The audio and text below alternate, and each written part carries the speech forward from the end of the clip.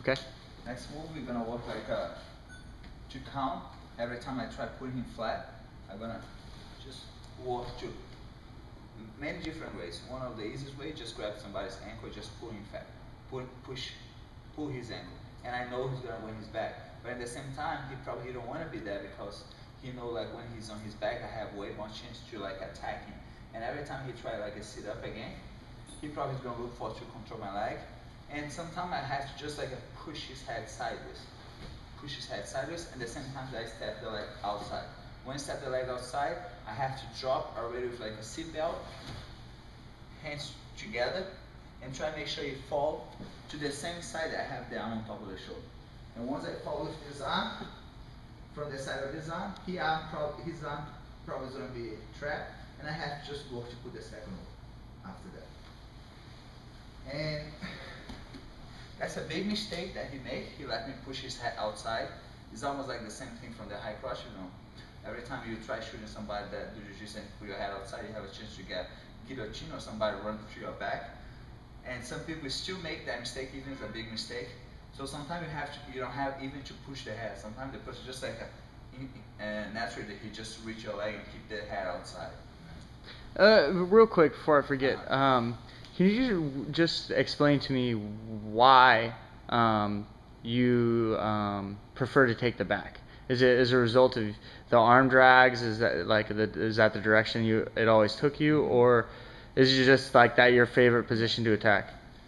I never choose to make this my favorite position, but then I just realized people doesn't know how to defend the back, and also back is such a big part of the body that it's always there. It's hard to hide your back because it's just always exposed. It's a big piece. It's different than your elbow.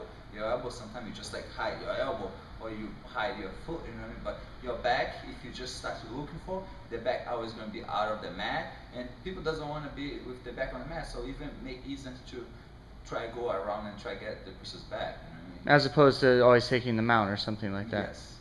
You understand? Yes. And people know how to defend the mount pretty well. You see so many people, of course, not many people know how to submit from the mount, what help those people, but you know, people know like somebody mount just to extend your arms, and most of the time you're fine, but from the back, you know, there's a lot of things that you can do that make the guy expose his neck one way or the other. Yeah. Obviously, you'll take any submission that comes your way, but is that like your goal is always to ultimately get to back control?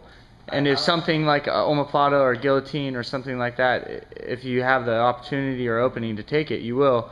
But is it just in your mind, like when you're grappling or competing, like I want to take this guy's back? I kind of know the back's going to be kind of exposed already most of the time, but also like I believe like just to be one more choke. So if it's a choke, doesn't matter if the guy's tough or not. Even if you don't tap, you know, he's gonna go out and we're gonna be able to win no matter what. You understand? So instead, you just try arm bar somebody and the guy's tough, he let the arm break. You know, on the choke, you're always gonna have the advantage. Like even if it's not his choice to tap or not, you know, if you don't tap, he's gonna lose anyway. You know, because he's gonna go out. You understand? So the rear naked choke and the guillotine are your two like two strangles that you like to use. And north-south. Now, why don't you use like the Darce choke or anaconda? I would love to explain that, because a rear neck choke, you know, you just concentrate your arm strength against his neck. There's nothing else over there. Your both arms strength on his neck. The north-south choke, the same thing. Your arm strength right on his neck. The guillotine, the same thing. Your both arm strength right on his neck. Everything else, triangle, arm triangle, use the choke, but also you have to depend on how strong is his elbow, how strong is his shoulder.